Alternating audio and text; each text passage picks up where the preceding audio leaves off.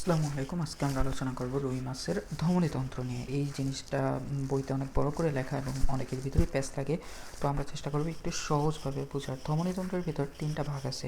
প্রথম হচ্ছে অন্তর্বাহী বা এফ্রেন্ট ব্রাঙ্কিয়াল ধমনী, দ্বিতীয় হচ্ছে বহির্বাহী বা ইফ্রেন্ট ব্রাঙ্কিয়াল ধমনী এবং তৃতীয় হচ্ছে পৃষ্ঠীয় মহাধমনী বা ডর্সাল অ্যাওর্টা।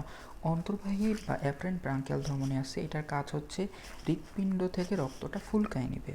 তো হৃৎপিণ্ডের শুরু হবে ভেন্ট্রিকল থেকে, ভেন্ট্রিকল থেকে রক্তটা চলে যাবে ডিরেক্ট ভেন্ট্রাল অ্যাওর্টা, ভেন্ট্রিকল থেকে ভেন্ট্রাল অ্যাওর্টা, এইভাবে মনে রাখা যায়। এবং ভেন্ট্রাল অ্যাওর্টার আরেকটা নাম হচ্ছে অঙ্কীয় মহাধমনী, বাংলা নাম আর কি।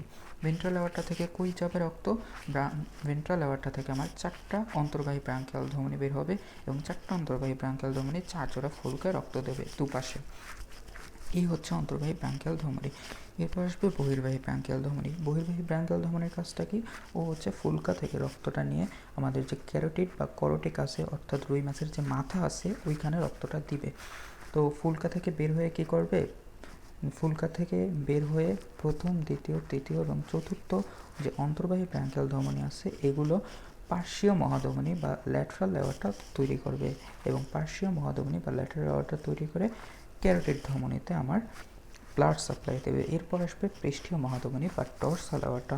তো পৃষ্ঠীয় মহাধমনী বা ডর্সাল অ্যাওর্টা কী করবে? ওরা দুপাশের ল্যাটারাল অ্যাওর্টা প্লাস করোটিড ধমনী মিলে একটা ফুলকার মতো বা একটা বলয় সৃষ্টি করে, যে বলয়টাকে আমরা বলবো সার্কিউলাস সেফালিস। সার্কিউলাস সেফালিস নামগুলো একটু বারবার পড়তে হবে, তাইলে হচ্ছে মনে থাকবে, নাইলে মনে থাকবে না। নতুন নতুন টার্মগুলো বারবার পড়লে মনে থাকবে, লিখে লিখে পড়লে মনে থাকবে। তারপর কি হলো? দুপাশের ল্যাটারাল অ্যাওর্টা পিছন দিকে কি করবে? পিছনে মানে হচ্ছে আমরা নর্মালি ডর্সাল বলি, তো পিছন দিকে যে অ্যাওর্টা তৈরি করবে এটা হচ্ছে ডর্সাল অ্যাওর্টা।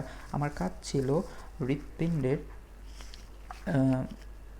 হৃৎপিণ্ড থেকে ফুলকায় রক্ত নেওয়া। তো এই কাজটা আমার হয়ে গেছে এবং ফুলকা থেকে আমার রক্ত চলে গেছে করোটিড ধমনী। করোটিড মানে করোটিকা মানে মাথার দিকে। তাহলে মাথার দিকে যেহেতু রক্ত গেছে, আমার হচ্ছে লেজের দিকে রক্ত আনা লাগবে বা পিছনের দিকে রক্ত আনা লাগবে। ওই কাজটা করবে আমাদের হচ্ছে পৃষ্ঠীয় মহাধমনী বা ডর্সাল অ্যাওর্টা। এইভাবে মনে রাখলে, একটু টেকনিক্যালি পড়লে আশা করি পড়াগুলো মনে থাকবে।